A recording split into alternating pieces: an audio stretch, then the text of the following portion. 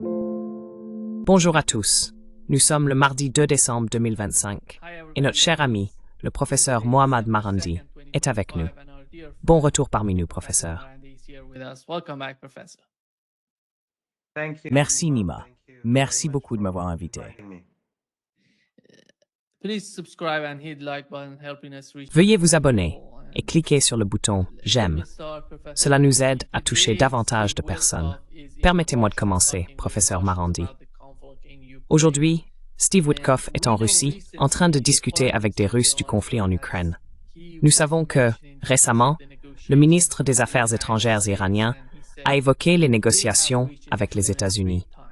Il a déclaré qu'un accord avait été conclu à 3 reprises et qu'à chaque fois, Washington avait, d'une manière ou d'une autre, décidé de ne pas respecter ce qui avait été convenu avec la partie iranienne. Comment voyez-vous la situation avec Steve Witkoff? Nous savons que Kushner est également présent. Il n'y a pas que Witkoff. C'est quelque chose de nouveau. Nous avons déjà vu ce genre de situation avec l'Iran. Mais comment percevez-vous la possibilité de parvenir à un accord en Ukraine?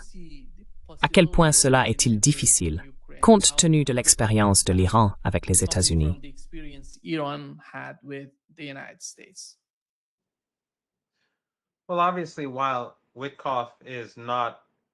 Eh bien, évidemment, même si Witkoff n'est pas un médiateur honnête, que ce soit à Gaza, avec l'Iran ou à propos de la Russie, nous avons vu que son autorité est très limitée. Le point que vous avez mentionné à propos du ministre iranien des Affaires étrangères est important, dans la mesure où il a déclaré que les 2 parties étaient parvenues à un accord à 3 reprises, mais que Washington l'avait ensuite bloqué. Au moins dans l'un de ces cas, tout le monde est au courant. Après les négociations initiales ou plutôt indirectes entre l'Iran, le ministre iranien des Affaires étrangères et Witkoff, ce dernier est allé, je crois que c'était sur Fox News, et a déclaré que l'Iran pourrait enrichir l'uranium à 3,6% et que la question pourrait être résolue.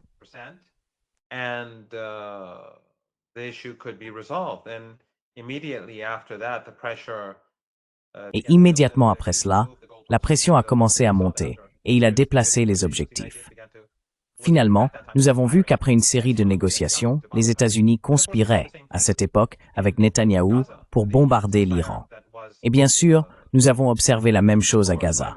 Le cessez-le-feu proposé par Witkoff a à chaque occasion été soit rejeté, soit, après une brève période, rompu. Celui qui a été mis en œuvre à la veille de la présidence de Trump a également fini par être brisé.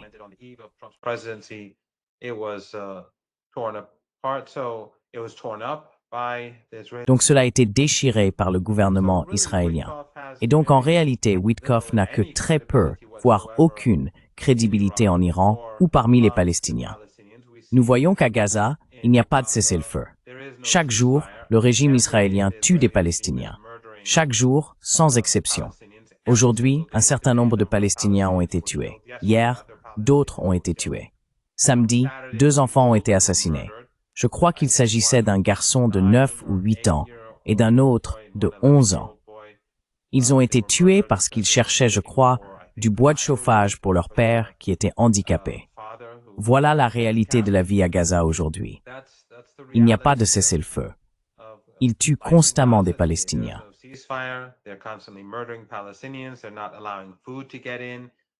Ils n'autorisent pas l'entrée de nourriture. Il n'y a pas une quantité suffisante de vivres. Ils n'autorisent pas non plus l'entrée de tentes ni de matériaux de construction. Des enfants gèlent à Gaza. Donc Witkoff n'a aucune crédibilité. Et je pense que dans le cas de la Russie, les Russes seront très prudents vis-à-vis de tout ce qui vient de Washington. Il est toutefois particulièrement intéressant de constater que le secrétaire d'État américain n'a aucun rôle à jouer dans tout cela. Ce sont essentiellement 2 hommes d'affaires sionistes qui se rendent à Moscou pour présenter ce plan. Les Russes ont l'avantage. Ils sont en train de gagner la guerre. Nous devrons donc voir comment tout cela évolue.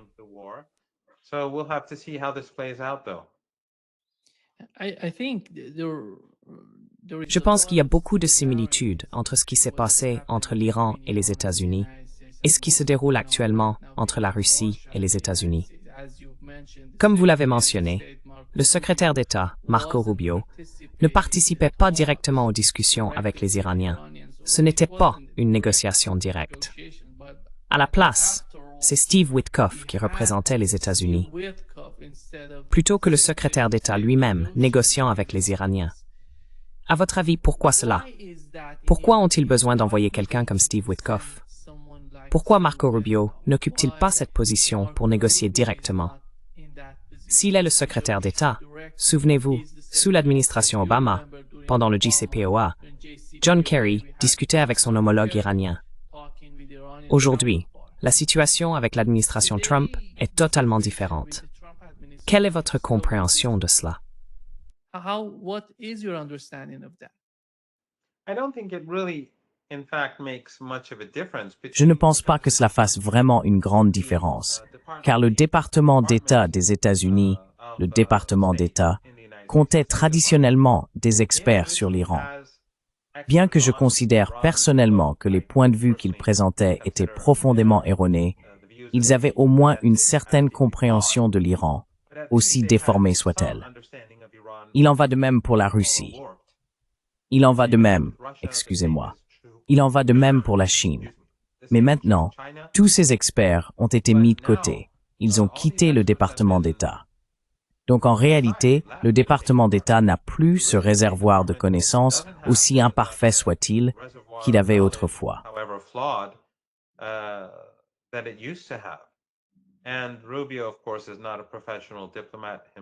Et Rubio, bien sûr, n'est pas lui-même un diplomate de carrière. Je pense que si Trump choisit de s'associer à Witkoff, c'est parce qu'il lui fait confiance et que Marco Rubio n'est pas quelqu'un de proche de Trump. Même s'il occupe plusieurs fonctions, il est aussi conseiller à la sécurité nationale. Je pense que son influence est très limitée. En gros, en ce moment, la seule chose dont il s'occupe, c'est la guerre dans les Caraïbes. Et même cela devient de plus en plus controversé depuis que la nouvelle est sortie, selon laquelle le secrétaire américain à la guerre aurait apparemment ordonné une frappe en double, tuant les survivants sur un bateau, probablement un bateau de pêche, mais en tout cas, un bateau.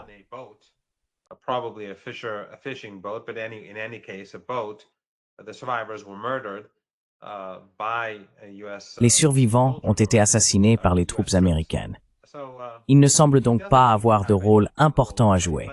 D'un côté, le secrétaire d'État américain n'a pas vraiment de rôle à jouer. Mais de l'autre, comme nous l'avons évoqué, Witkoff n'a absolument pas un bon bilan. Les États-Unis n'appliquent pas le cessez-le-feu à Gaza. Ils n'appliquent pas non plus le cessez-le-feu entre le régime israélien et le Liban. Et je ne vois donc aucune raison pour laquelle il le ferait. Et bien sûr, son bilan avec l'Iran est désastreux. Je ne suis donc pas très optimiste quant à la fin de la guerre en Ukraine.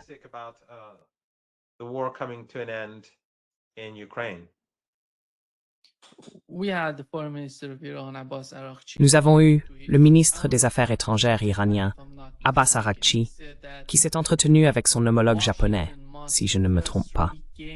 Il a déclaré que Washington devait d'abord regagner la confiance de Téhéran avant de revenir à la diplomatie, et que la première priorité de l'Iran avait toujours été la diplomatie. Que pourrait faire Washington pour regagner la confiance de Téhéran?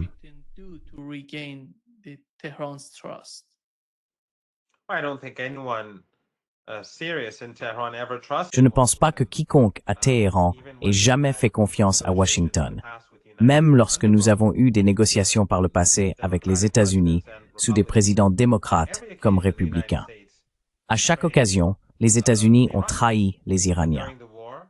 Pendant la guerre, les États-Unis ont violé leur accord avec l'Iran sous Reagan. Clinton a essentiellement fait la même chose, et cela n'a pas changé depuis. L'exemple le plus important, bien sûr, que tout le monde connaît, est celui de l'accord nucléaire. Sous Obama, les États-Unis ont commencé dès le premier jour à violer l'accord nucléaire, et ces violations se sont intensifiées avec le temps.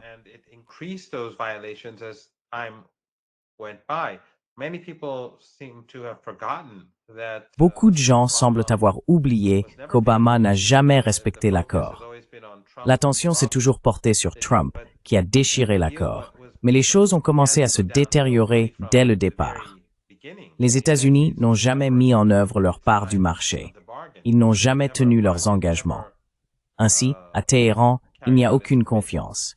La seule façon pour que des négociations sérieuses entre l'Iran et les États-Unis puissent commencer n'est pas que les Iraniens se mettent à faire confiance aux États-Unis, mais que les États-Unis reconnaissent officiellement la souveraineté de l'Iran, son indépendance et ses droits en tant que pays souverain.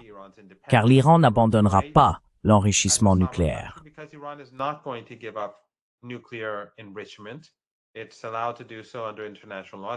C'est autorisé par le droit international. L'Iran ne renoncera pas à sa capacité de défense antimissile, car il sait que s'il y renonce, les États-Unis et le régime israélien tenteront de détruire le pays. L'Iran n'est pas, enfin, la direction iranienne, les dirigeants et les politiciens en Iran ne sont pas des imbéciles. Il y a bien quelques imbéciles dans le pays, mais ils ne le dirigent pas, et ils représentent une minorité de plus en plus réduite.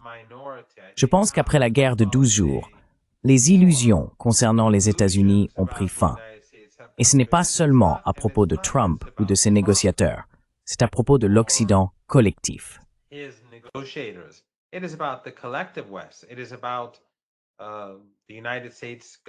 Il s'agit du gouvernement des États-Unis en général, car lorsque l'Iran négociait avec les États-Unis et que ces derniers ont conspiré pour mener une guerre contre l'Iran, nous avons vu les démocrates et les républicains, les médias dominants, les Européens, tous soutenir l'agression, tous soutenir la guerre. Tout comme ils soutenaient et continuent de soutenir le génocide à Gaza, les violations du cessez-le-feu par le régime israélien, le nettoyage ethnique en Cisjordanie et les meurtres constants de personnes au Liban et en Syrie. Ce n'est donc pas une question de Trump. Ce n'est pas que Trump soit particulièrement sinistre, bien qu'il le soit, mais c'est le fait que les régimes politiques occidentaux sont malhonnêtes et conspirent sans cesse contre le pays. Ainsi, la première étape à franchir, simplement pour entamer des négociations, est que les États-Unis changent très ouvertement et officiellement leur position sur les droits de l'Iran.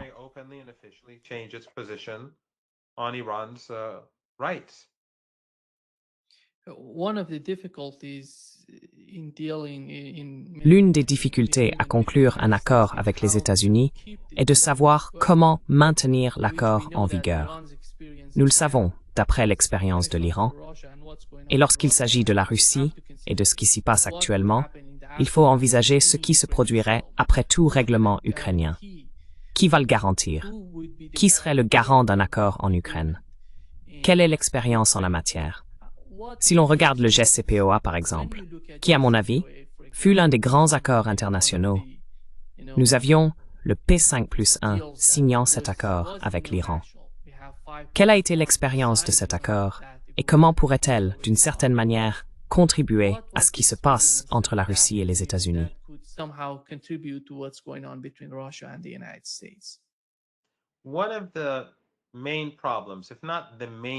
L'un des principaux problèmes, voire le principal problème, de l'accord nucléaire entre l'Iran, les Européens et les Américains, ou JCPOA, était que les Iraniens, immédiatement après la signature de l'accord, ont commencé à le mettre en œuvre. Mais les États-Unis n'ont pas respecté leurs engagements. Ils ont appliqué certaines parties, mais pas beaucoup. Ou bien la mise en œuvre a été faite de manière tiède. Ainsi, après l'effondrement de l'accord, lorsque les Américains, sous Trump, au cours des 4 premières années de sa présidence, ont quitté l'accord et qu'il s'est effondré, les Iraniens et le P4+1, lors des renégociations, ont créé un mécanisme selon lequel les Américains devaient d'abord prouver qu'ils s'engageaient réellement dans l'accord, puis les Iraniens mettraient en œuvre leur part du marché.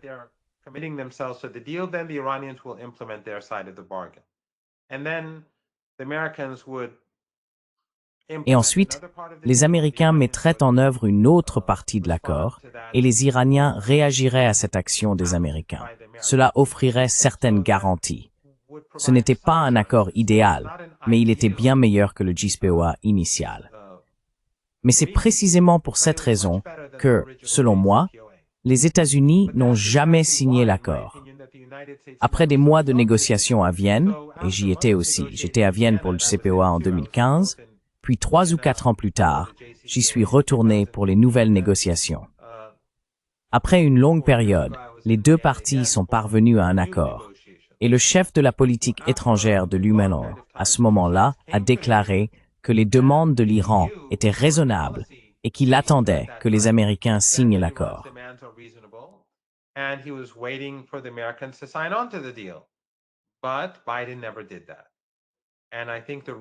Mais Biden ne l'a jamais fait.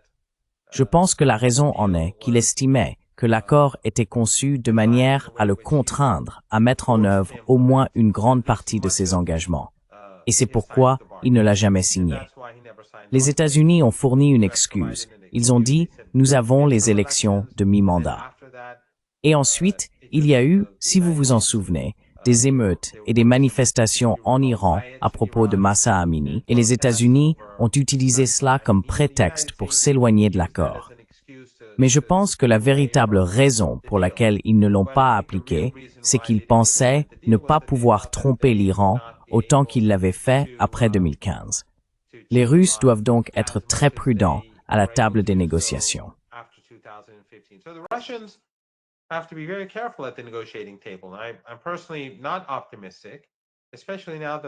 Je ne suis personnellement pas optimiste, surtout maintenant que les Russes ont montré un succès extraordinaire sur le champ de bataille au cours des dernières semaines, en particulier les 2 dernières. Nous assistons à un affaiblissement général des défenses ukrainiennes. Ce n'est donc pas comme si les Américains avaient beaucoup de leviers sur Moscou. C'est Moscou qui détient le levier. Et par conséquent, ils peuvent se permettre d'être très exigeants et d'attendre des garanties pour tout accord. Mais je n'en suis pas tout à fait sûr. Je doute que les Américains soient disposés à donner aux Russes ce qu'ils veulent à la table des négociations.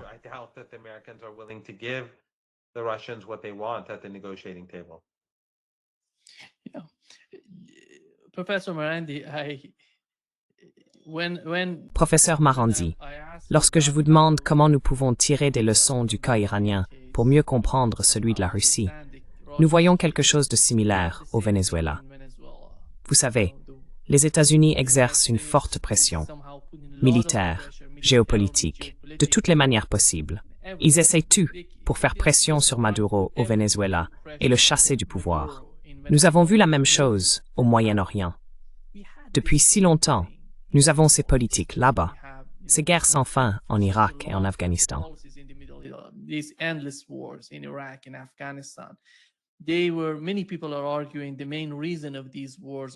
Beaucoup de gens affirment que la principale raison de ces guerres est le pétrole présent dans ces pays.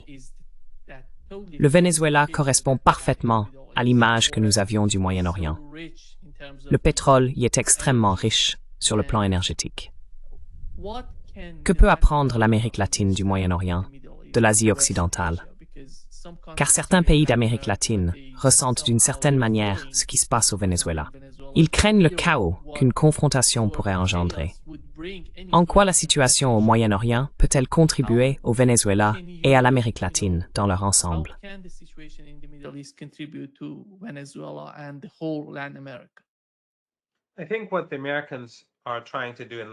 Je pense que ce que les Américains essayent de faire en Amérique latine, c'est intimider le continent. Ce que nous voyons, par exemple, au Honduras, et l'ingérence de Trump dans les élections honduriennes, en est, à mon avis, un bon exemple. En gros, il menace le peuple hondurien, lui disant que s'il ne vote pas pour la personne qu'il veut, il aura des ennuis. Il a aussi fait la même chose en Argentine. Et ce qu'il tente de faire au Venezuela, c'est de renverser le gouvernement et de prendre le contrôle des ressources du pays. Mais je pense aussi que cela fait partie d'une tentative plus large de pacifier et d'intimider le continent, afin que les États-Unis puissent en avoir le contrôle total et s'assurer que les Chinois, les Russes, les Iraniens et d'autres n'entretiennent pas de bonnes relations avec les pays de la région. Les États-Unis auraient alors le monopole sur tout. En réalité, sur toutes les grandes décisions prises dans les 2 continents.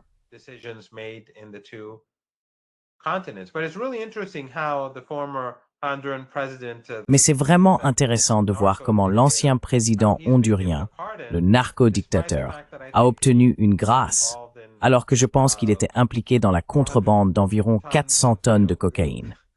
Et pourtant, Maduro, pour lequel il n'existe aucune preuve d'activité illégale, est accusé d'avoir tué des centaines de milliers d'Américains avec de la drogue.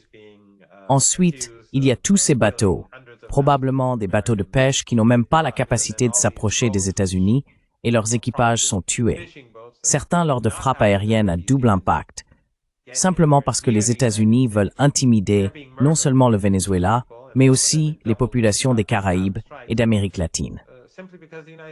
Et vous savez, je pense qu'une grande partie de cela est liée à l'Holocauste à Gaza.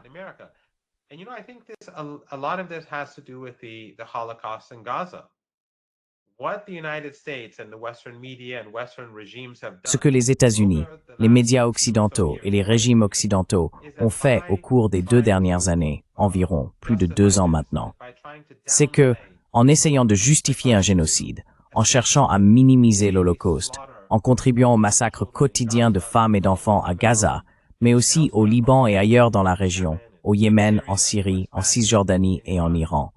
En minimisant tout cela, la BBC, Sky News, CNN, Fox News et même les soi-disant médias alternatifs, dont beaucoup sont en réalité proches des régimes occidentaux, ont tous créé une indifférence à la vie.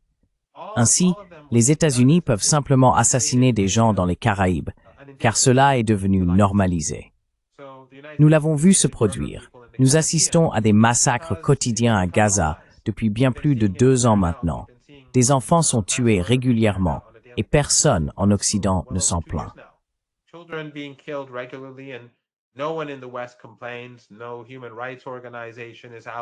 Aucune organisation de défense des droits humains n'est indignée. La BBC ne parle pas des enfants, ni de ce que nous avons vu en Cisjordanie, le meurtre de ces 2 jeunes hommes là-bas. Rien de tout cela ne suscite plus d'indignation. Les gens sont désormais habitués à voir des massacres de masse. Et ainsi, les États-Unis massacrent simplement des gens sur des bateaux en Amérique latine, et cela est devenu normal. Mais tout cela constitue des crimes de guerre. Trump devrait être destitué, il devrait être emprisonné pour ce qu'il fait. Mais bien sûr, les Européens et les Américains, ils ont tous été partenaires du génocide à Gaza.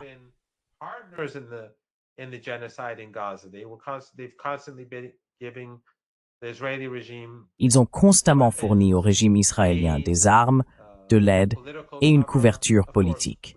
Bien sûr, les régimes de la région sont également complices. La Turquie, sous Erdogan, a vendu du pétrole.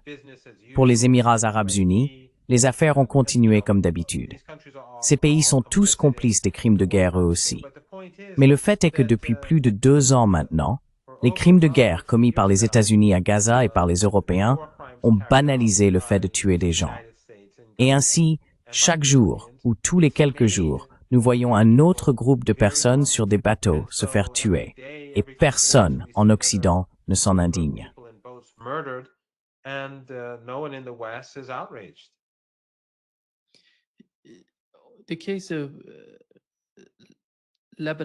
Dans le cas du Liban, il semble que Donald Trump ait donné le feu vert à Israël pour attaquer. Il y avait un soi-disant cessez-le-feu, mais nous savons qu'Israël ne respecte aucun accord avec aucun pays de cette région. Comment voyez-vous la situation au Liban? Allons-nous voir le gouvernement réagir d'une manière ou d'une autre? Parce que les responsables libanais doivent réagir à ce qui se passe. Comment percevez-vous l'unité au Liban? How do you see the unity in Lebanon?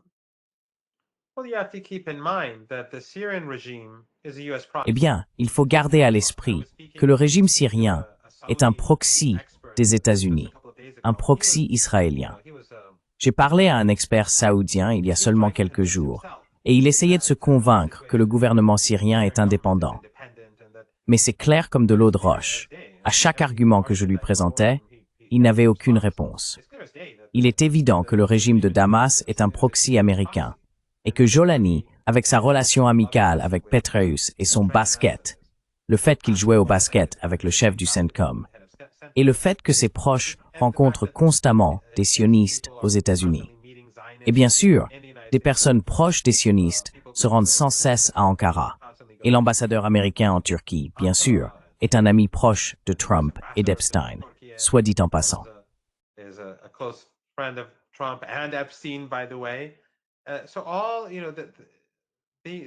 Ainsi, tous ces régimes régionaux liés aux États-Unis, évidemment, ils sont satisfaits. Mais la réalité, c'est que, et leurs soi-disant experts le sont aussi, Jolani est un agent. C'est un instrument. Et puis il y a un régime à Beyrouth, imposé par les Américains après la guerre. Ce n'est pas comme si le Premier ministre actuel du Liban ou le président bénéficiait d'un soutien populaire. Les États-Unis les ont installés, avec les Saoudiens exerçant une forte pression pour placer ces personnes au pouvoir. Depuis lors, les États-Unis poussent le gouvernement libanais à mener la guerre contre la résistance. Voilà la situation que nous observons aujourd'hui au Liban. La plupart des Libanais soutiennent la résistance. Les sondages l'indiquent, les élections locales le montrent. Mais c'est une situation très dangereuse.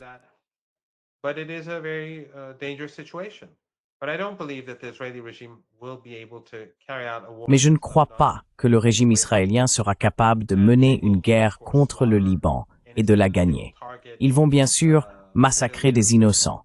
Ils vont viser des civils. Et les journalistes occidentaux seront prompts à qualifier ces lieux de bastions du Hezbollah, car aucun des journalistes occidentaux à Beyrouth, aucun d'entre eux, n'a la moindre intégrité. Ce sont des instruments, tous autant qu'ils sont. Ils ne feront que répéter le récit du régime israélien et celui de l'Occident. Si quelqu'un pense que la BBC, CNN ou France 24 ou l'un quelconque de ces médias occidentaux ont la moindre intégrité, il se trompe lourdement. Certains de ces journalistes en Europe, je les connais, et je sais qu'ils n'ont aucune intégrité. Je leur ai parlé pendant la guerre contre le Liban, quand certains d'entre eux disaient ouvertement qu'ils bombardaient des bastions du Hezbollah.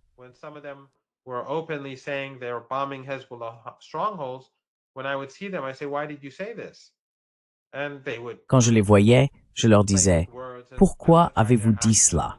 Et ils essayaient de jouer sur les mots, de justifier leurs actions, et disaient « Nous sommes seulement, vous savez, des journalistes. Nous rapportons ce que disent les deux camps. » Mais il est évident que leur objectif est de garder leur emploi, et que leurs médias appartiennent à des sionistes. Par conséquent, ils justifieront le massacre de masse au Liban si la guerre éclate. Il n'y a aucun doute là-dessus. Donc, s'il y a la guerre, il y aura beaucoup de souffrance. Mais la résistance sait qu'elle n'a pas d'autre choix que de se défendre et de défendre le Liban. Alors elle se battra. Et le régime israélien est déjà bien plus faible qu'il ne l'était auparavant. Ce mythe selon lequel les Israéliens ont gagné toute leur guerre est bien sûr faux. Les Israéliens ont subi de nombreuses pertes, ils ont perdu économiquement, ils ont beaucoup perdu, et surtout, ils sont méprisés dans le monde entier.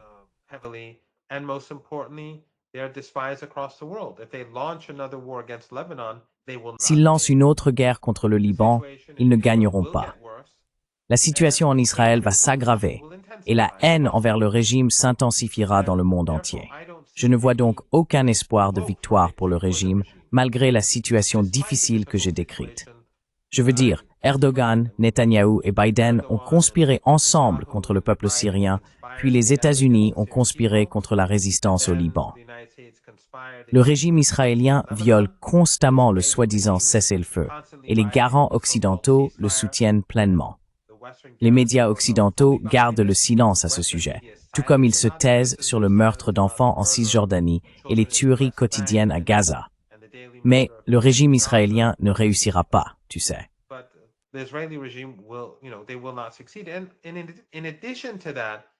Et en plus de cela, les Iraniens ne permettront pas que la résistance soit vaincue par le régime israélien. Je n'en doute pas. La résistance aujourd'hui est bien mieux équipée pour combattre le régime israélien qu'elle ne l'était il y a 1 ou 2 ans, car elle connaît désormais les capacités du régime. Elle a vu où ses forces l'ont aidé et quelles étaient ses faiblesses. Au cours de l'année écoulée, elle a travaillé dur pour pouvoir mener de futures guerres avec une meilleure technologie et de meilleures capacités. Je ne vois donc aucun espoir de succès pour le régime israélien. En fait, je crois personnellement que toutes ces violations du cessez-le-feu que nous avons observées ces derniers mois, au Liban, à Gaza, et toute la purification ethnique en Cisjordanie, ne font que nourrir une haine encore plus grande envers le régime israélien à travers le monde.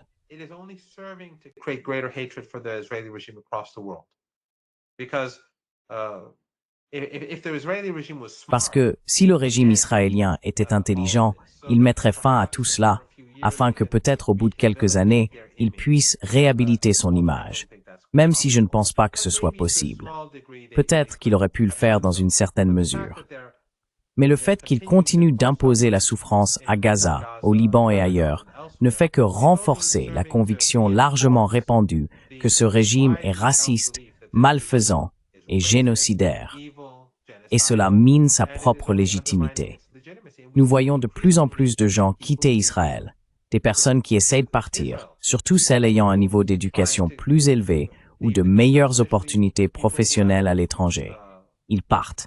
Donc rien de tout cela n'est bon pour le régime.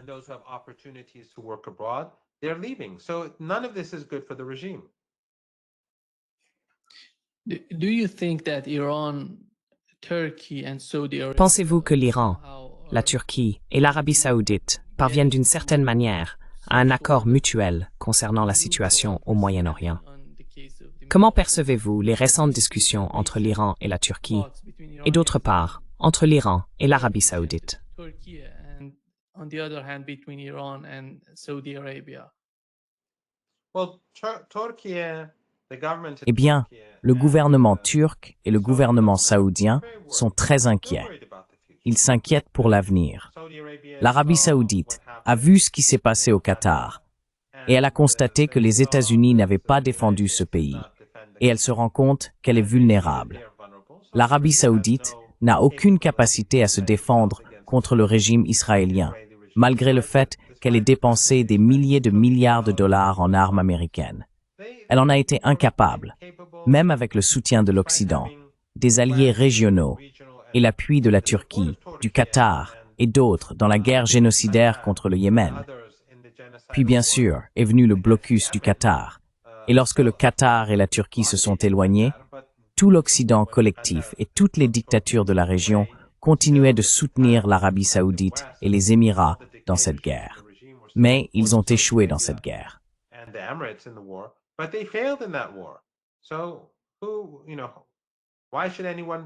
Alors, pourquoi quelqu'un croirait-il qu'ils seront capables de faire quoi que ce soit contre le régime israélien?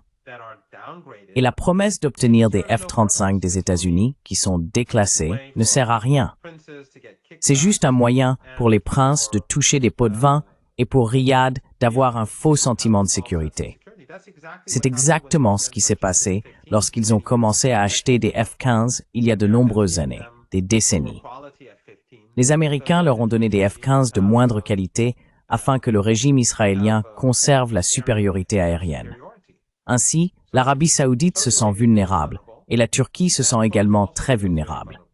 La Turquie est très inquiète de sa position en Syrie et de sa capacité ou de son incapacité à mener une guerre contre le régime israélien. Erdogan s'est lourdement trompé dans ses calculs.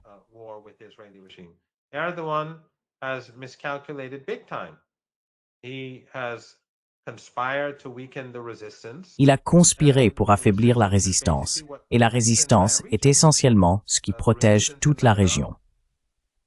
La résistance au Liban, l'ancien gouvernement syrien, la résistance à Gaza, en Cisjordanie, tous ces groupes, toutes ces organisations, tous ces pays, et au Yémen, que ce soit Erdogan, les Saoudiens ou les Qataris, qu'ils l'admettent ou non, leur apportent une forme de protection. Et maintenant que la Turquie estime qu'il n'y a plus rien entre elle et le régime israélien, elle se sent très vulnérable. Il en va de même pour les Saoudiens après leur frappe sur le Qatar. Ils sont donc mal à l'aise, mais je ne les vois pas capables de faire quoi que ce soit, car tous deux sont liés aux États-Unis.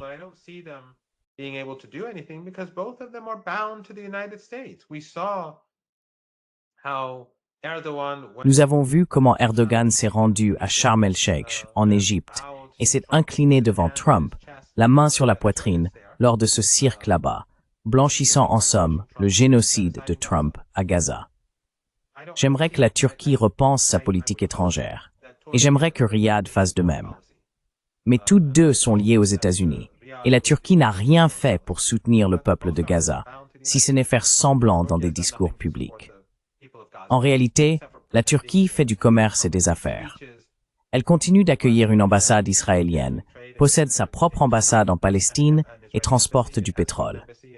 Tout au long du génocide, le pétrole de Bakou, du pétrole bon marché de Bakou, transitait par la Turquie, ainsi que du pétrole volé en Syrie.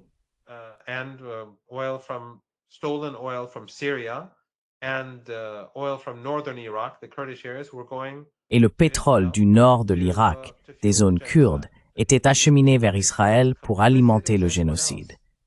Il est aussi complice que n'importe qui d'autre. Et bien sûr, vous savez, nous nous attendions à ce que les pays du monde entier rompent leurs liens avec le régime israélien, qu'ils imposent des embargos.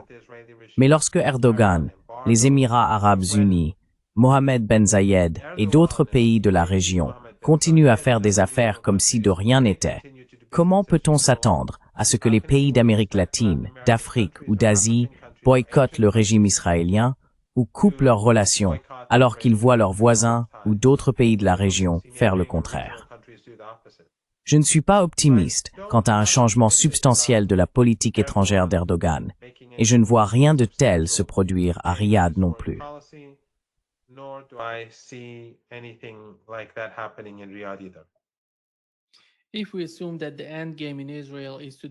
Si nous partons du principe que l'objectif final d'Israël est de dominer la région, les deux pays importants dans cette zone sont l'Iran et la Turquie. Voyez-vous la possibilité que Idlib, la ville d'Idlib, qui a joué un rôle si important dans la déstabilisation de la situation en Syrie, puisse se retourner contre la Turquie avec le temps? Parce que ces gens à Damas, je ne sais pas, les Turcs croient-ils vraiment qu'ils peuvent leur faire confiance? Après tout, voyez-vous la possibilité que ça se retourne contre eux?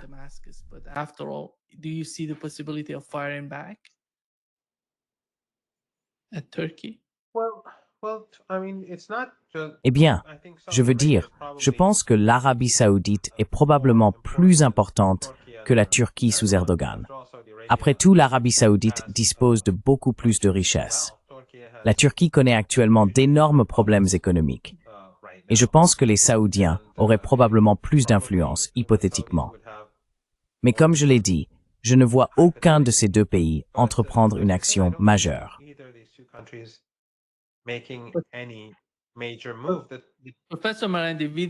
Professeur Marandi, sans l'Iran et la Turquie, qui est l'Arabie saoudite? S'il n'y a ni Iran ni Turquie, alors l'Arabie saoudite n'est rien pour les Israéliens, rien à attaquer ni à détruire.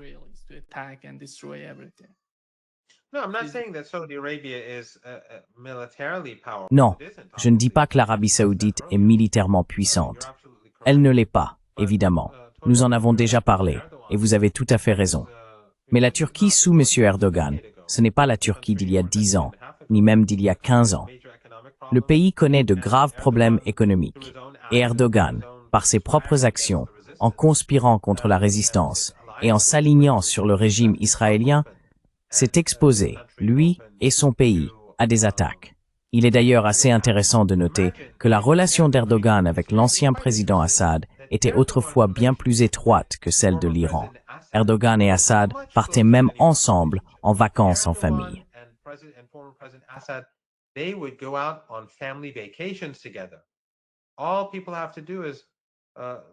Tout ce que les gens ont à faire, c'est aller sur Internet et chercher leur nom.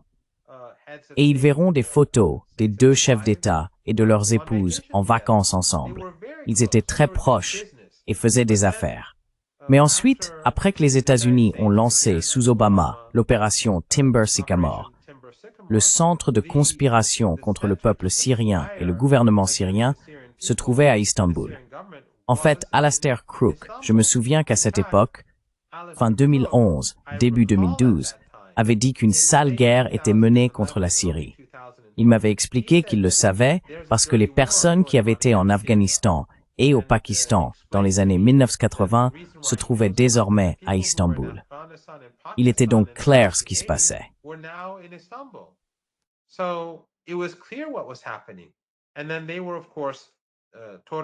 Et puis il y avait bien sûr la Turquie et le Qatar. Ils étaient actifs en Libye, puis ils sont devenus actifs en Syrie. En gros, malgré la relation très étroite entre les deux pays, plus étroite encore que celle de l'Iran avec la Syrie, il a poignardé la Syrie dans le dos. C'est lui qui a provoqué cela. Je veux dire, c'était le régime israélien. Les Israéliens aidaient l'État islamique et Al-Qaïda. Les Américains, bien sûr, dirigeaient tout cela. Les pays du Golfe Persique le finançaient. Mais peu à peu, ce furent surtout le Qatar et la Turquie qui se retrouvèrent en première ligne. Ainsi, il a provoqué la destruction de la Syrie. Il a tué des centaines de milliers de Syriens à travers cette sale guerre menée par les États-Unis.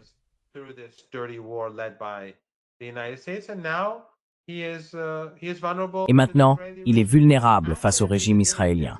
Car au bout du compte, s'il y a un conflit entre Erdogan et Netanyahou, les États-Unis et les Européens ne se rangeront pas du côté d'Erdogan. Il n'y a pas la moindre chance que cela arrive. Nous nous souvenons de ce qui s'est passé après qu'Erdogan a détenu ce pasteur américain, l'a jugé, condamné, puis que Trump, durant sa première présidence, a menacé la Turquie de sanctions. Erdogan a dû céder. Il a dû le remettre.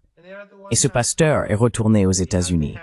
Même si Erdogan et le gouvernement turc affirmaient qu'il était impliqué dans le coup d'État.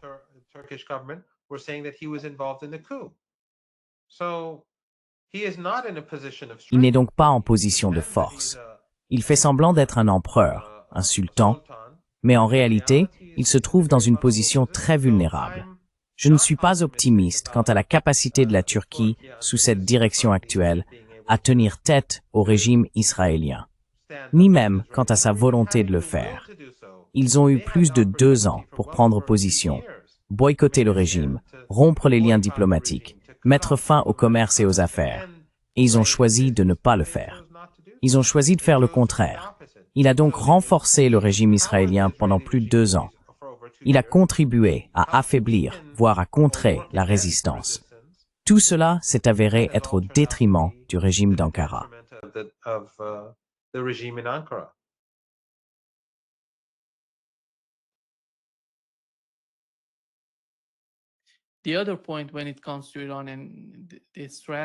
L'autre point, lorsqu'il s'agit de l'Iran et de sa stratégie, concerne ce qu'a déclaré le président du Parlement iranien, Mohammad Bagher Ghalibaf, à propos de l'exercice antiterroriste de grande envergure Sahand 2025, auquel participent les États membres de l'OCS. Il a affirmé que cet exercice envoie un message clair de détermination collective face aux puissances dominantes. Que signifie cela? Quelle est la compréhension commune parmi les États membres de l'OCS? Qu'ils peuvent agir ensemble contre ce type de terrorisme. Nous savons que la guerre contre l'Iran a commencé par des attaques terroristes à l'intérieur du pays. Alors, quelle est la compréhension au sein de l'OCS quant à la manière dont ils peuvent coopérer les uns avec les autres?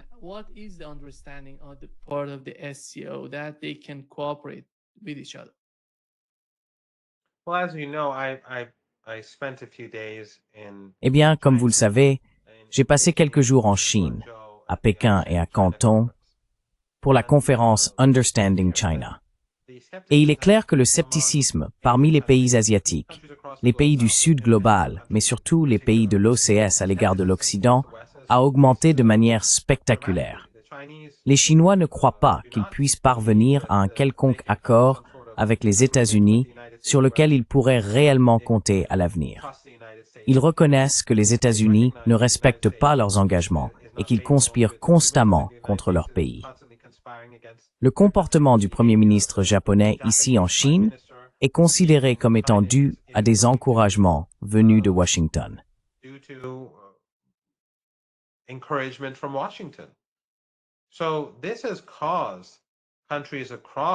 Cela a donc conduit les pays d'Asie, et en particulier les pays de l'OCS, à coopérer plus étroitement les uns avec les autres. Le comportement des États-Unis, celui de l'Occident collectif, que ce soit à travers leur génocide, leur soutien à des groupes terroristes comme Daesh et Al-Qaïda, ou leur appui à des extrémistes tels que les néo-nazis et l'extrême droite en Europe, en Amérique latine ou ailleurs, suscite une méfiance croissante dans le monde entier. Et cela pousse les pays à collaborer davantage qu'auparavant.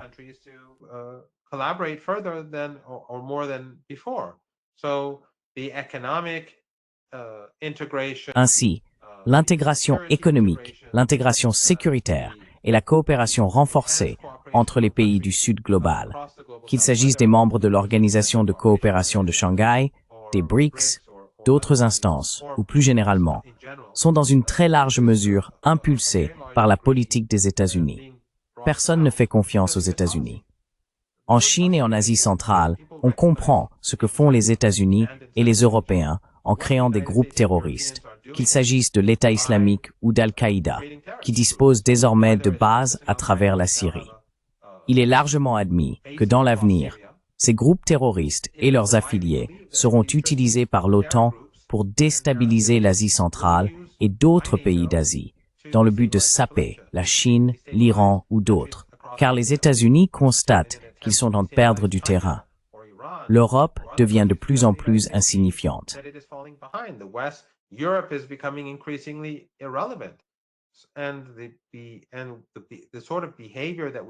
Le type de comportement que nous observons de la part des élites occidentales devient de plus en plus dangereux. Les pays qui reconnaissent ces groupes terroristes sont contrôlés par l'Occident, financés bien sûr par le Qatar et organisés par Erdogan, comprennent qu'il s'agit toujours d'un projet plus large de l'OTAN. Ces groupes créent des capacités que l'OTAN peut utiliser contre d'autres pays. Nous voyons également d'autres groupes terroristes ou des groupes qui leur sont affiliés être utilisés contre l'Iran. Les attaques massives en Iran ont été menées par des restes de l'État islamique et d'Al-Qaïda ou par des espions cherchant à subvertir l'Iran lorsque le régime israélien a mené sa guerre contre le pays. Beaucoup d'entre eux venaient d'États voisins.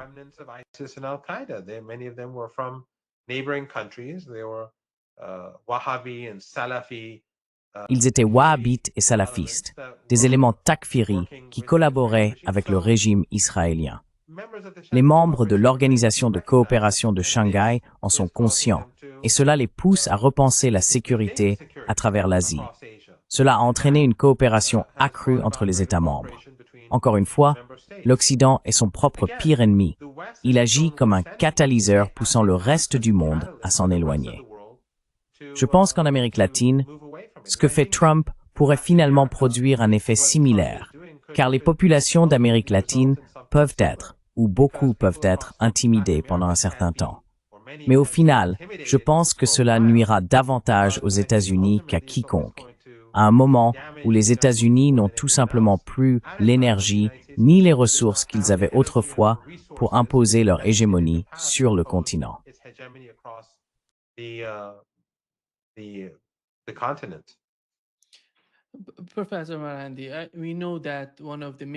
Professeur Marandi, nous savons que l'un des principaux problèmes au Moyen-Orient et en Asie occidentale est le salafisme et ses djihadistes, pour la plupart créés par l'Occident pour attaquer l'Iran et les mouvements de résistance, si l'on peut les appeler ainsi. Quelle est la compréhension lorsque les responsables iraniens discutent avec le gouvernement turc, avec l'Arabie saoudite et d'autres États arabes de la région? Quelle est la compréhension concernant ces groupes qui ont tué tant de personnes depuis si longtemps, en commençant par la guerre en Irak et tout ce qui a suivi? Une politique à l'égard de ces groupes est-elle en train de se dessiner parmi ces États? Je veux dire l'Iran, la Turquie, l'Arabie saoudite, peut-être les Émirats arabes unis et le Qatar.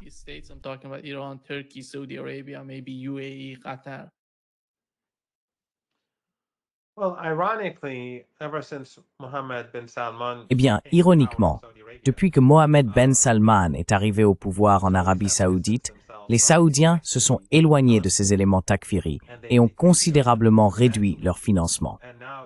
Désormais, c'est principalement le Qatar qui finance, et bien sûr, Erdogan en organise la plupart.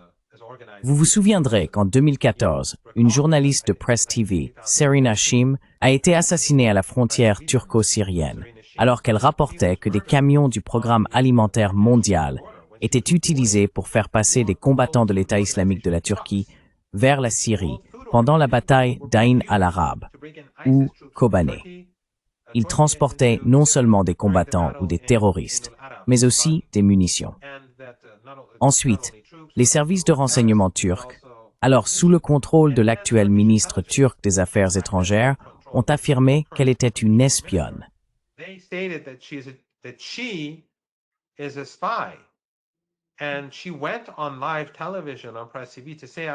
elle est passée à la télévision en direct, sur Press TV, et a déclaré « On m'a accusé d'espionnage. Je ne suis pas une espionne. Je ne fais que rapporter les nouvelles. » Et quelques heures plus tard, elle a été assassinée. Elle a été tuée. Sa famille et ses collègues, aucun d'entre eux ne croit à la version officielle diffusée par le régime turc. Ainsi, le manteau de l'extrémisme, ces groupes takfiri, l'État islamique, Al-Qaïda, et le salafisme, l'idéologie salafiste et wahhabite takfiri, a été repris.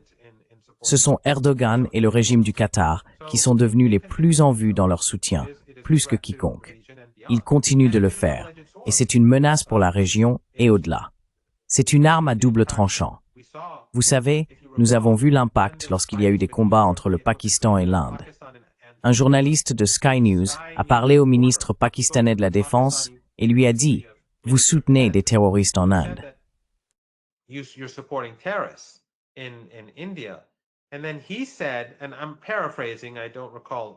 puis il a dit, et je paraphrase, « Je ne me souviens pas de l'interview exacte ni des questions et réponses précises, mais il a essentiellement déclaré que pendant des décennies, nous faisions votre sale travail. Ce sale travail, ce qui, à mon avis, était très courageux de sa part de l'admettre, revenait à dire « Regardez, l'Occident, nous faisions ce que vous nous forciez à faire. Mais voyez à quel point cela a nui à l'Afghanistan et au Pakistan en appliquant les politiques occidentales et en soutenant l'extrémisme dans ces régions. Cela ne profite pas à la Turquie, et cela a certainement détruit une grande partie de la Syrie et de l'Irak, nuit au Liban et provoqué tant de dévastation. Mais malgré tout, M. Erdogan et le Qatar continuent d'utiliser ces terroristes comme leurs instruments.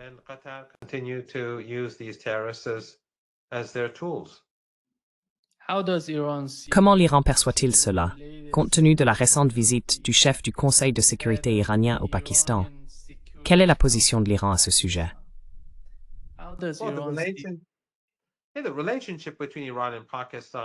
La relation entre l'Iran et le Pakistan s'est beaucoup améliorée. Et le Pakistan a soutenu l'Iran lorsque le régime israélien a attaqué, aux côtés des Israéliens et des Américains.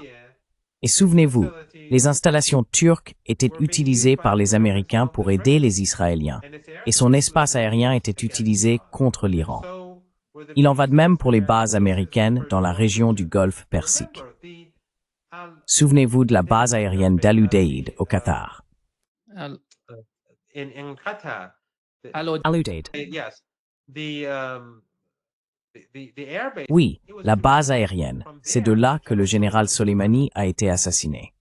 Le Qatar participait également aux bombardements au Yémen et ailleurs. Ainsi, tandis que les moyens américains dans toute la région étaient utilisés contre l'Iran, le Pakistan aidait l'Iran. Le Pakistan se rangeait du côté de l'Iran. Cela a donc évidemment un impact significatif sur la relation. Le Pakistan a été beaucoup plus sincère à l'égard du régime israélien dans ses actions que n'importe quel autre pays d'Asie occidentale, à l'exception du Yémen, aux côtés de l'Iran.